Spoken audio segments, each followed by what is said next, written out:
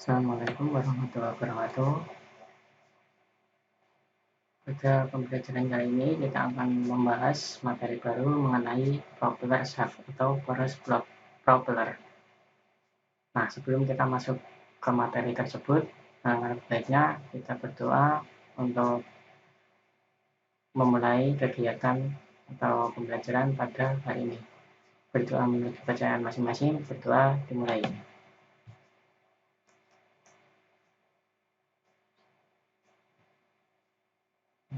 Selesai. Nah, langsung saja kita akan masuk ke materi mengenai propeller shaft atau poros propeller. Nah, ini poros propeller atau propeller shaft. Bisa dilihat di atas ya, ini ada gambar tulisan poros propeller atau propeller shaft. Nah, di depannya itu ada transmission, lalu di belakangnya itu ada roda-roda atau ada rear axle.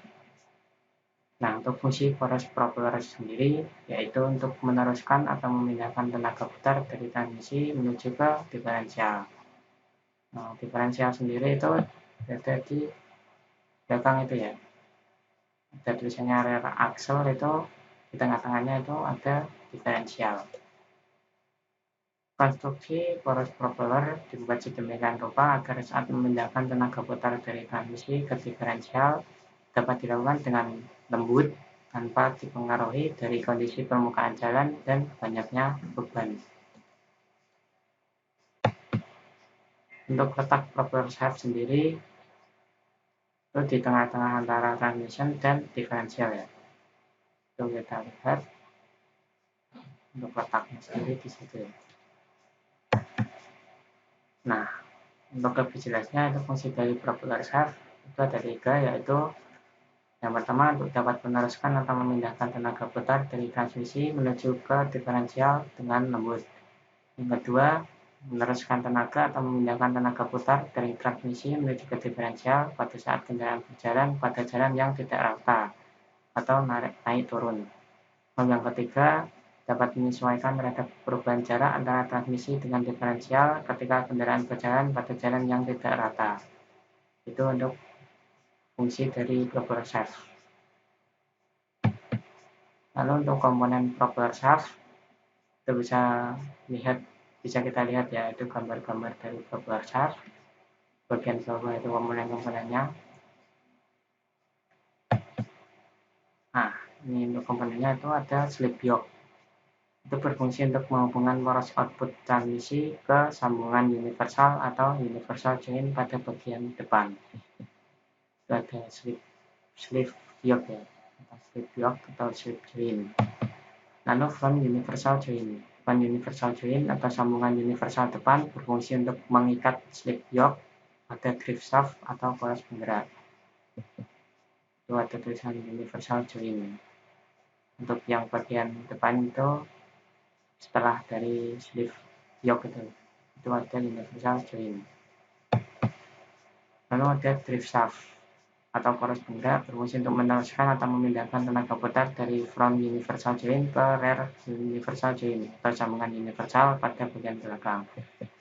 Drive shaftnya sendiri di sini tidak ada namanya, namun bisa diketahui itu di antara universal joint ya. Lalu rear universal joint, bagian belakang dari sambungan universal ya. Itu fungsinya untuk menentukan sambungan yang menghubungkan antara poros penggerak ke yoke. Itu untuk universal joint di bagian belakangnya ya. Lalu yoke sendiri itu berfungsi untuk memegang rear universal joint atau sambungan universal belakang dan menghubungkan poros propeller ke diferensial belakang. Di gambar ini itu bagian yang paling akhir.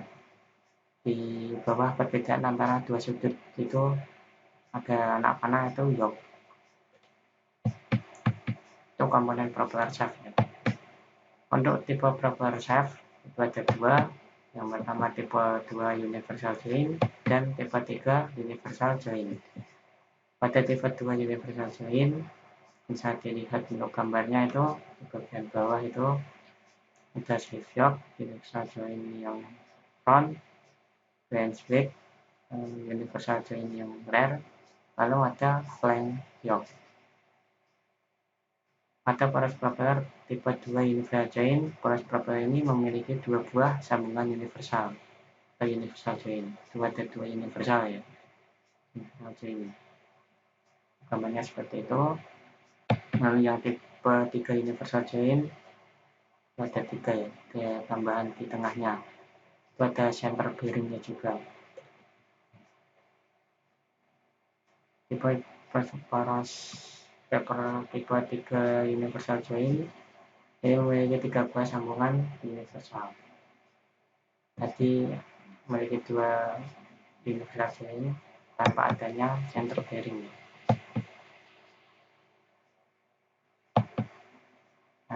Universal join yang terdapat pada poros propeller harus dapat mengatasi segala kondisi untuk menyalurkan tenaga putar dari transmisi ke diferensial.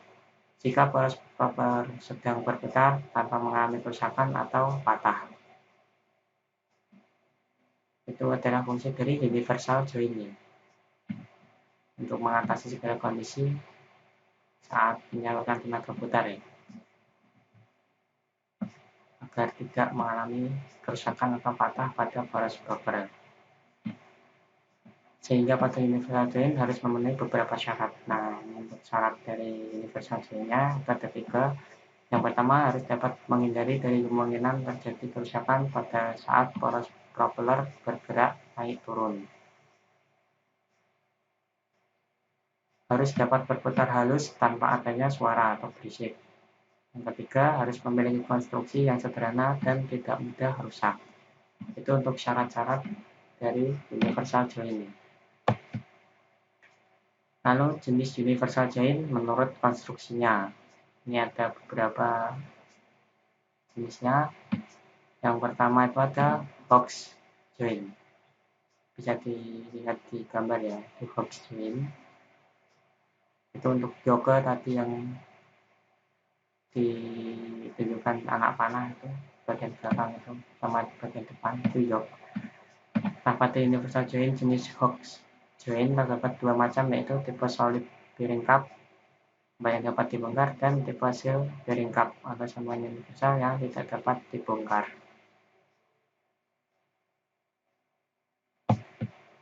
Lalu ada slip join. Nah, panjang dari poros propeller dapat berubah-ubah karena disebabkan adanya perubahan jarak atau posisi dari transmisi dan diferensial. Pada bagian ujung poros propeller yang terhubung pada output transmisi dihubungkan dengan alur-alur untuk pemasangan slip join. Hal ini bertujuan agar panjang dari poros propeller dapat menyesuaikan dengan jarak antara output transmisi dengan diferensial.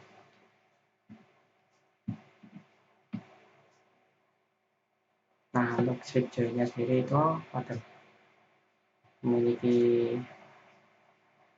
konstruksi pada bagian ujung yang terhubung pada output transmisi itu dihubungkan dengan alur-alur untuk pemasangan slip join. Nah, itu untuk yang jenis universal join, slip join-nya ya. Lalu ada trunnion join. Pada universal join jenis trunnion join, sambungan ini merupakan kombinasi dari jenis box join dan slip join. Di dalam bodi terdapat alur yang berfungsi sebagai tempat masuknya poros propeller dan ujung pin dipasangkan bal. Namun model ini sudah jarang digunakan karena ada pemindahan tenaga putar dari mesin kurang baik dengan jenis slip join sendiri. Lalu ada flexible join. Ini untuk gambarnya, flexible join seperti ini. Untuk yang slip join sama trunnion join-nya tadi tidak ada contoh gambarnya ya. Untuk flexible join-nya ini ada pada universal join. Jenis flexible join ini terdiri dari karet kopling yang keras, itu ya, rubber kopling, itu adalah karet kopling yang keras dan terletak di antara 2 buah yoke yang berbentuk kaki 3. Tadi yoke-nya itu berbentuk 2 ya, seperti penjepit itu. Untuk yang flexible join ini berbentuk kaki 3. Lalu yang terakhir ini ada constant velocity join. Pada universal join jenis constant velocity join dapat memindahkan gaya putar lebih lembut dibandingkan dengan jenis box join. Ini ada komponennya, ada roller, boat join, boots, drift shaft, rack, dan inner race. Nah, mungkin cukup itu saja penjelasan mengenai boros propeller. Memang di materi boros propeller ini tidak banyak materi seperti transmisi otomatis atau di transmisi manual atau bahkan di kopling. Kita hanya perlu mengetahui jenis-jenisnya dan komponen-komponen yang ada pada boros propeller.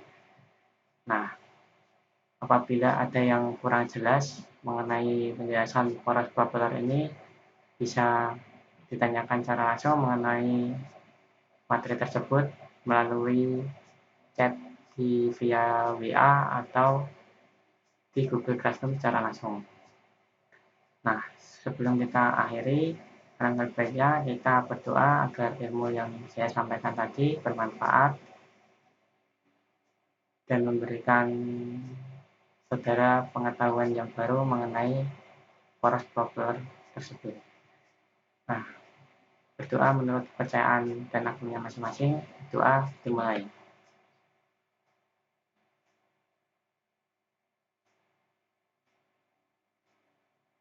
Selesai.